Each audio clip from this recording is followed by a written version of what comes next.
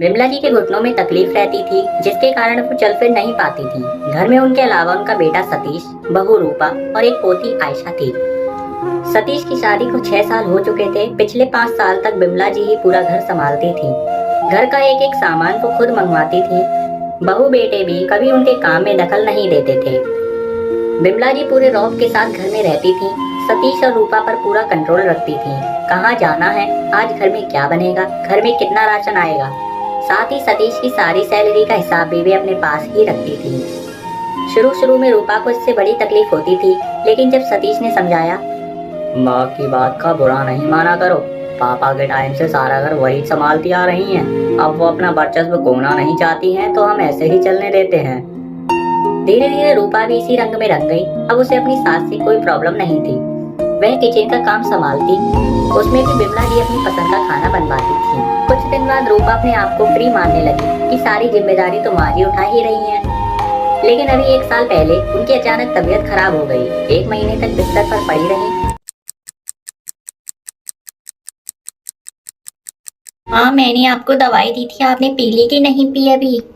अरे बेटा, अभी नहीं पी लूंगी, थोड़ी देर रुक जा। नहीं माँ, आपको अभी पीनी होगी। अगर आपको अपनी तबीयत का ख्याल है तो जल्दी से पी लीजिए। हाँ बेटी, पी रही हूँ, ज्यादा जल्दी मत कर। मैंने अभी हलवा खाया है तो मेरा पेट में इतनी भी जगह नहीं है कि मैं पी लूँ थोड़ी सी दवा। अच्छा ठीक है माँ, मैं भी जा रही हूँ, लेकिन जब मैं आऊँ तो मुझे खाली होनी चाहिए पानी की बोतल और वो गिलास। हाँ बेटी ठीक है। वैसे तो कितनी अच्छी है, मेरी बहू बहुत अच्छी है, सच बताऊं तो। क्यों भला माँ? अरे बेटी, आजकल ऐसे कौन परवाह करता है दूसरे लोगों की। ओहो माँ, मैं आपकी बहू हूँ, भूलो मत। हाँ बेटी, बहू हो तभी तो मैंने कहा है। यदि माँ हम आपकी परवाह नहीं करेंगे तो फिर कौन करेगा आपकी परवाह? आपको जल्दी सही भी तो होना है और फिर हमें आशीर्वाद भी तो देते रहना है ना, इसीलिए। अरे बेटी, मेरे आशीर्वाद तो हमेशा तुम्हारे ही साथ हैं और हमेशा रहेंगे। ऐसे ही देती रहिए आशीर्वाद हमें। वैसे माँ, आप इस पे क्यों बैठी हो? सोफे पे बैठिए ना। अरे वो बेटी, मेरे दर्द हो रहा था तो मैंने सोचा थोड़ी सी एक्सरसाइज कर लूं, तभी तुम आ गई, तो फिर मैंने तुमसे बातें करनी शुरू कर दी। अच्छा माँ, आपकी आवाज वैसे थोड़ी थोड़ी अब ठीक होती जा रही है। हाँ बेटी, सब तुम्हारे ही दिए हुए सिरप का कमाल है ये। हाँ, तो आप दवा जल्दी से पी लीजिएगा, मैं जा रही हूँ, मुझे और भी बाकी के काम है, ठीक है? हाँ बेटी, तू चली जा, बेफिक्र होके मैं पी लूंगी, और मुझे किसी भी चीज की जरूरत होगी तो मैं जरूर तुम्हें बुला ही लूंगी। ठीक है माँ, मैं जा रही हूँ। ऐसे बेटी, मुझे तुमसे एक बात बोलनी थी।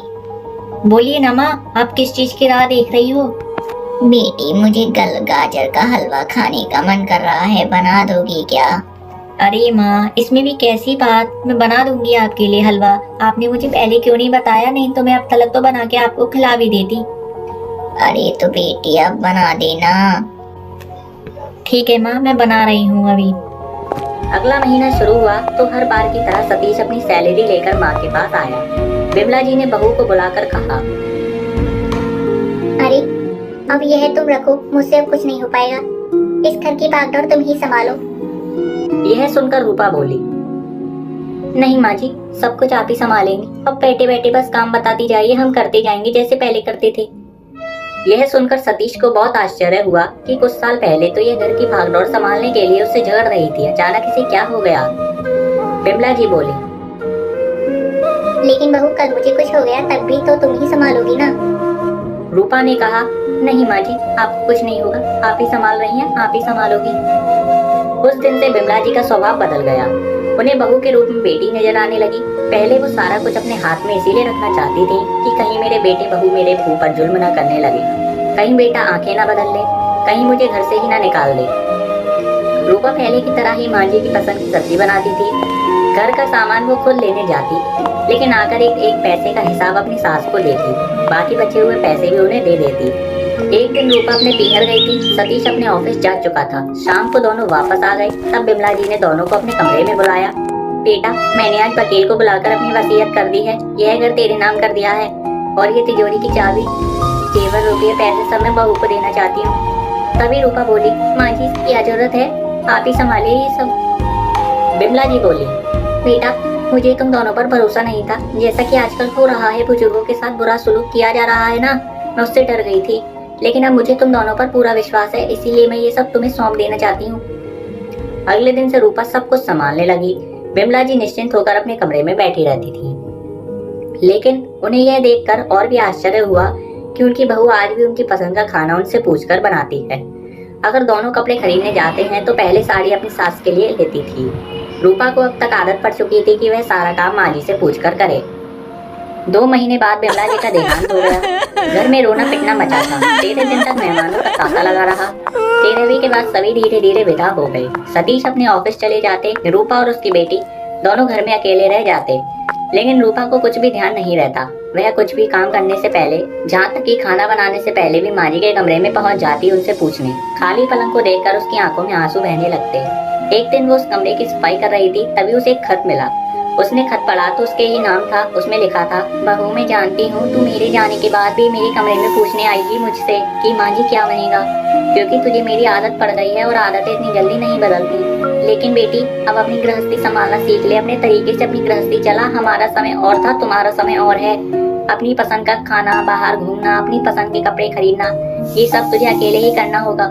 मेरी बातों से कभी तेरा दिल दुखा हो तो मुझे माफ कर देना। मुझे पता है जब तक मैं थी तो बेफिक्र थी, लेकिन अब तेरे सर पर छत नहीं है, तुझे ही छत बनना पड़ेगा जिसके नीचे तेरा पति और तेरी बेटी सुरक्षित रहे और बेफिक्र रहे। मुझे पता है तू अच्छे से कर पाएगी। तेरी माँ बिमला। खत पढ़कर रूपा बहुत देर तक रोती रही। नहीं माँ जी, मुझसे ये सब नहीं होगा। मुझे वाकई ऐसा ही लग रहा है जैसे मेरे सिर पर छत नहीं है और मैं खुले आसमान के नीचे हूँ, जहाँ बारिश आंधी तूफान सब आएगा। खत को कई बार पढ़ने के बाद रूपा ने उसे सहज कर रख लिया। कुछ ही दिनों में वह एक माँ की तरह पूरा घर संभालने लगी। जब भी उसे परेशानी होती वह उस खत को निकाल कर पढ़ती और दृढ़ता से डट कर हर मुश्किल का सामना करती। रूपा को हर समय लगता था कि बिमला जी अब भी उसके साथ खड़ी हैं।